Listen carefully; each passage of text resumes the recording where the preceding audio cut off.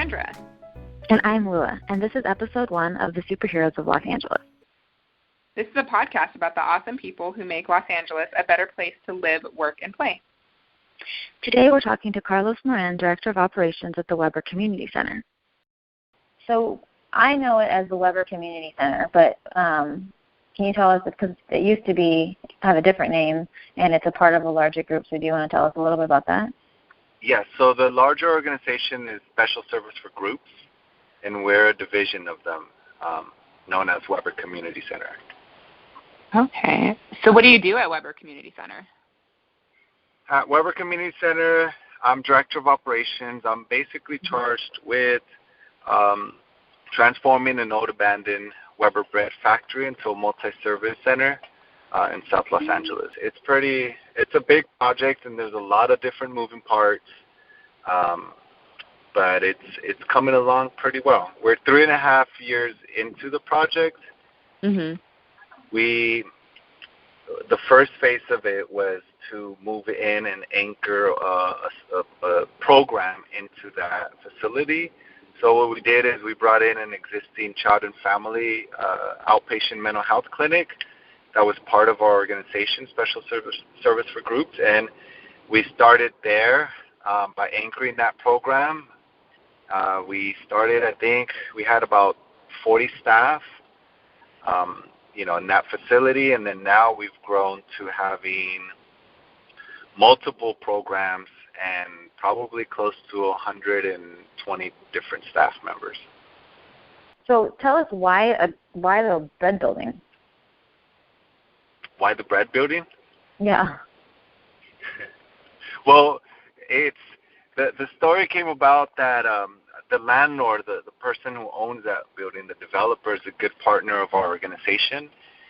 So, we just he's been a great supporter and really giving us the freedom to use that huge a piece of land to provide communities, to provide services to the community. So it used to Weber Bread, that factory was such it is a community landmark, and then for whatever reason Weber Bread went out of business in Los Angeles, and I think it moved its operations to Chicago, and eventually it stopped and just ceased all its operations. But hundreds of families were employed there. We hear stories of families and people saying, "Oh, we used to wake up to the smell of bread. We loved it." Mm. My husband used to work there. My father used to work there. We used to take field trips there as children, and these are adults well above their 50s telling us these stories. Wow. So that's one of the reasons why we decided to keep the name Weber or keep Weber as part of the name and rename it Weber Community Center, because it's a community landmark, and we wanted to stay relevant and connected to them. Mhm. Mhm. That's really cool. Yeah. Can you tell us a little bit about that process of transforming it into a community center and what that was like? Well, we're still in the process. It's not, it's a long-term project. It used to, we could have gone about it several different ways. And one way is, you start a capital campaign and raise millions and millions of dollars. But we don't have the resources or really the energy to embark on a huge project like that. So we're what we're doing, the model that we're using is instead of us as an organization using this huge amount of space and providing all of the services, we're leveraging our community partnerships and collaborating with different entities who can come in and bring their own resources and build out on their own. We have this space for them, and everyone bringing in their own resources to create this space, as opposed to having one agency doing it all. So everyone brings in their expertise, We have health education on site, homeless services on site, trauma resource center on site for victims of crimes. We have drug prevention and treatment for youth. We have outpatient mental health services for children, families, adults, basically for everyone. Mm-hmm. Wow, you're really holistic. You're really approaching this from a very holistic way. Yeah, and that's really the plan for it. It's really to understand that we have to impact our whole goal is to impact the health of the community, and by anchoring our mental health program there, it kind of really sank the vision of being inclusive and understanding what health means, and going beyond just primary health and physical health care, but really looking at mental health, educational health, economic health, housing health, and expanding what health means. Mm-hmm. It's such an innovative approach also to leverage everything that everyone else has to offer into that space to really bring health to the community. That's such a new way of thinking. I don't think a lot of people approach the work in that way. Right. Yeah, and it's such a challenge. It comes with its own challenges. You have different entities, you have different agencies, different programs coming in who have their own way of doing, running their operations. So it is a challenge to have everyone working together, but nonetheless, we're just the fact that we are working together and under one roof in one space is a huge accomplishment. And our long-term goal is to really have an integrative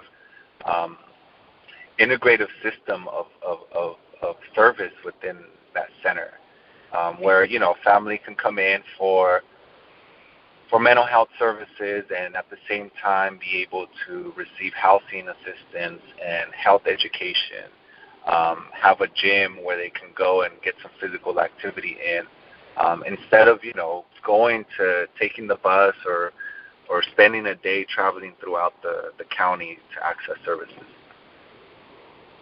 So a real social work project, which is what you studied, I believe. What inspired you to go into social work?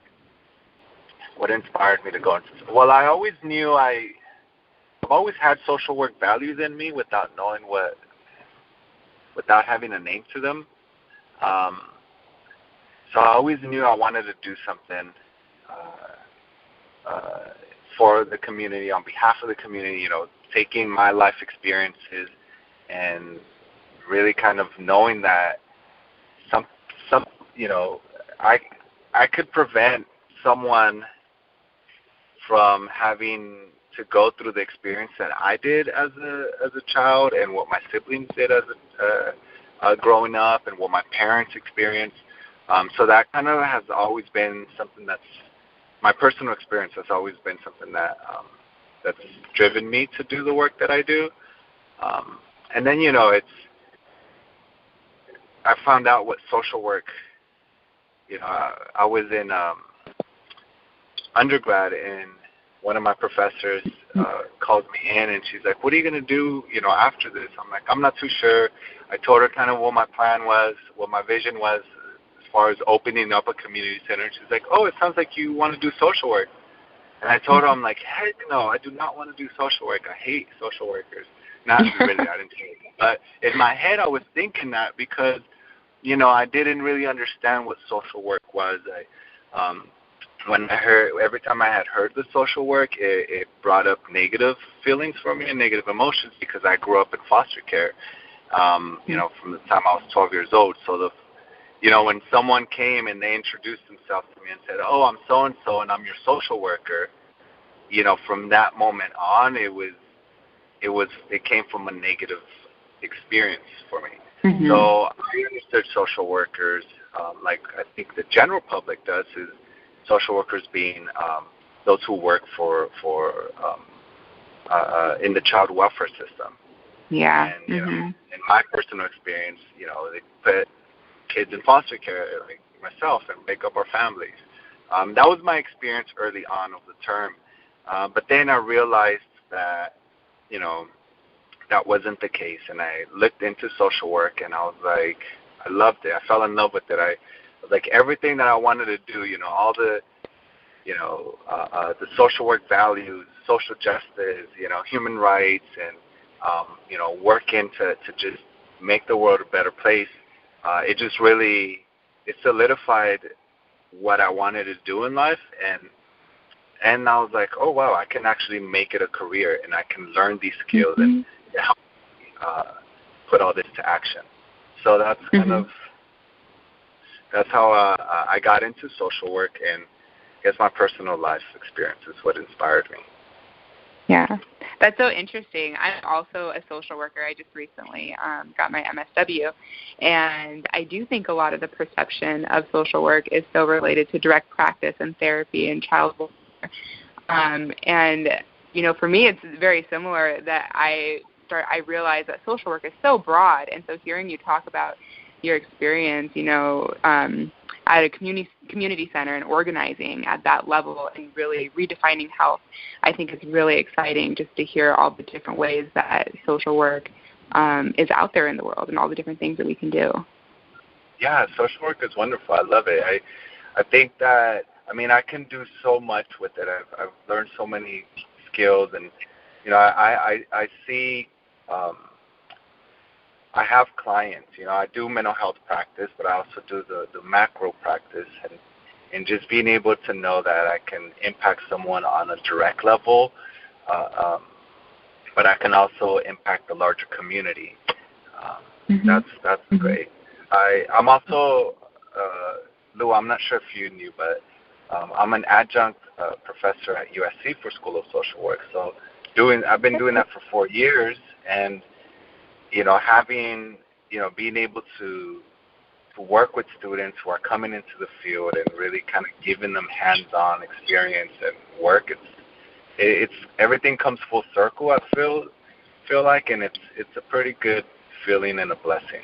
Didn't know that. That's really cool. So what kind of when you define social work for your students, is this the kind of work that you is this how you define it for them, or how do you feel that you're transmitting your concept of social work to the next generation of people moving into that field? It's our field of social work. It is very mental health and clinically focused.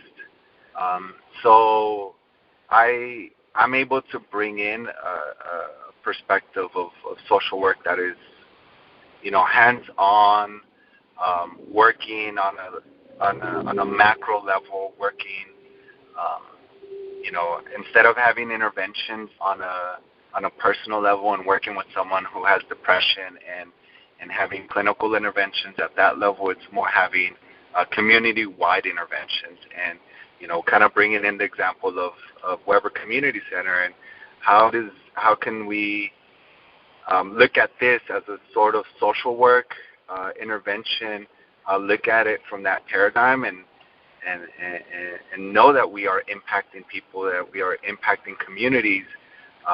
You know, we might not see it, you know, directly when we do this type of work, because most of the time we have other clinicians and frontline staff who are doing the direct contact work.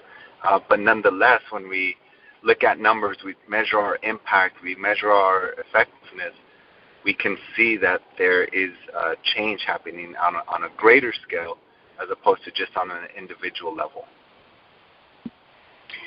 I'm really interested in hearing more about that and the impact that you see at the community level. And I know that you said that you guys are still in the process of, you're in year 3 of the process of transforming this into a community center. But what kind of impact have you seen at the community level and also at the individual level as well? Yeah. So on the individual level, that's the most rewarding, because you kind of see it more often, and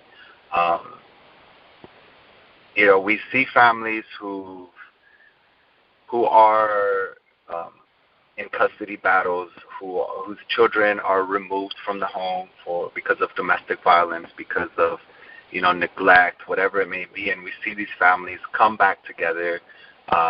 We provide wraparound services for them, case management, mental health, and we see families united and making an effort. Parents making an effort to improve their lives and the lives of their children. That type of impact is just invaluable. And when you walk into the center and you hear a kid just, hi, Mr. Carlos, like that's the most beautiful feeling ever, and it's rewarding. It's a tangible impact that we can see and that our staff can see. On a larger scale, we're still working out how do we measure this project? Like, how do we measure the integration that we have? How do we measure this impact? Because we have so many different aspects that we're addressing. And our center, we have people coming in from different parts of South Los Angeles. Initially we wanted to focus within a 3-mile radius and measure the impact within the 3-mile radius, but we're realizing that we're serving people from beyond that radius. So measuring the impact on that larger scale is in the works as far as really coming up with a good design, because there's so many different factors, and what's really attributed to us. But we definitely measure individual impact, and we know that we are making a difference. I know that it's in general, but in South Los Angeles specifically, mental health has a really negative connotation to people. What do you say to those people, and do you see that being part of the cultural change in the work that you're doing? Yeah, it's tough. We have, we work with schools in the area, and oftentimes we'll get referrals from the schools, from a counselor or someone working in there, and the parents are like, my son is not crazy.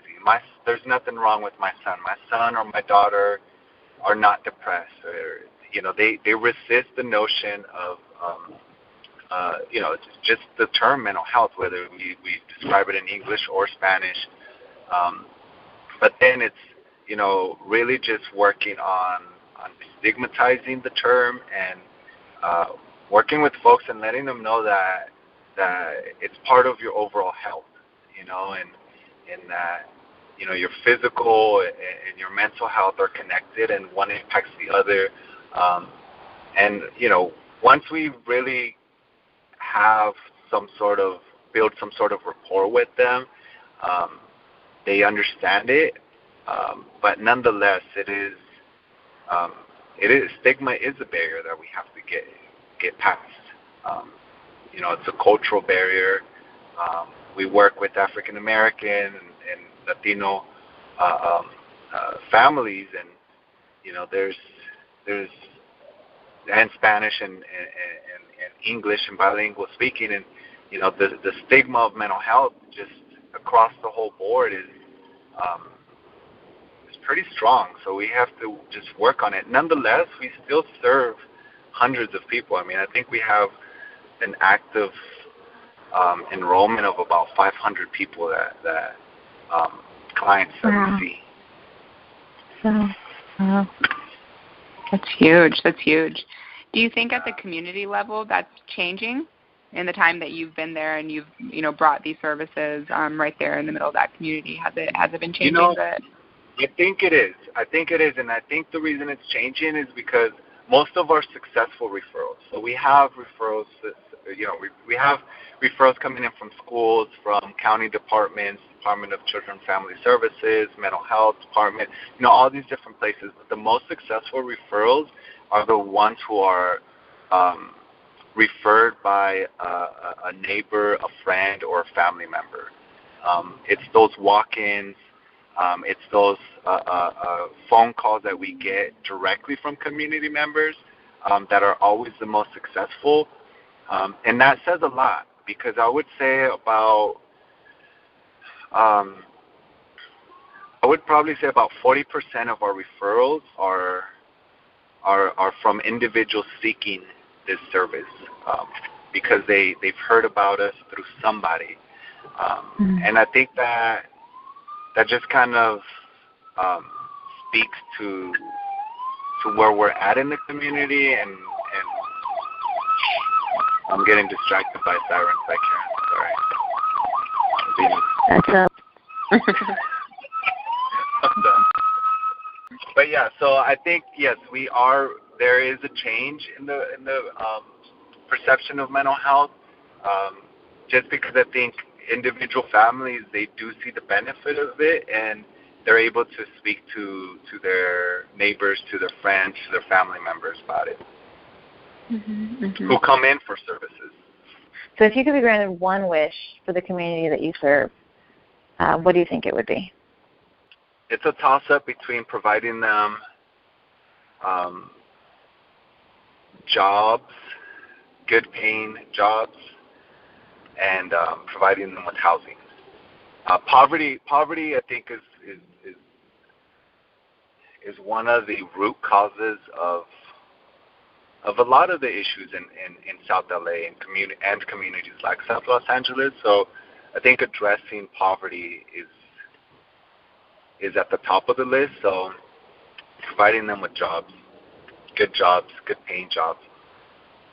So what is your favorite thing about the work that you do? About LA too, but like just about the work that you do. What's your favorite part of it? My favorite part of my job is it's really seeing the impact, like visually seeing it, hearing it, feeling it, having families and people asking for you and telling you, thank you for having this place here. Hearing it from staff members, from our staff, and having, seeing how they feel the reward, and they feel like they've helped someone make a difference in their lives. So just having those reaffirmations is very rewarding, because it's pretty tough, working and doing social work. So having these affirmations definitely fuels me. I think we want to hear your favorite thing about LA, but I know that you're a brand new dad. So do you feel that your perception of our city has changed? Is there something, let's change the question. How about, as a brand new dad, what part of LA are you most excited to share with your baby? The culture of LA. I mean, I feel I've always enjoyed living here, and now I think it's just magnified because I can share a number of adventures with my son. For example, like any day of the week, we can experience a different culture. We can experience a different music venue, a different style of music, different foods, different celebrations, different languages. So exposing him and accompanying him to that is what I'm looking forward to. And we can do it while it's sunny out and nice weather. Yes, I agree with you on all of that. Well, Carlos, thank you so much for sharing all of this information about your work in South LA at Weber Community Center. And if people are interested in helping out, in what ways can they engage with you and with Weber Community Center? Well, they can go to our website, www.ssg.org. That's SSG, and it stands for Special Service for Groups. That's our parent agency. And they can navigate through there and look for Weber Community Center. And we invite people. We have celebrations throughout the year. We have youth resource fairs. We have toy giveaways. We have art festivals. So there's always something going on. And if someone just wants to learn about it, they can email me and stop on by. My email is Moran, Moran, @webercommunitycenter.org. Big thanks to Carlos for sharing his story. If you want to learn more or connect with Carlos, go to lasuperheroes.com. And check back next Tuesday for another superhero interview. Between now and then, follow us on Facebook and Twitter for up-to-the-minute highlights of local awesomeness. See you next time.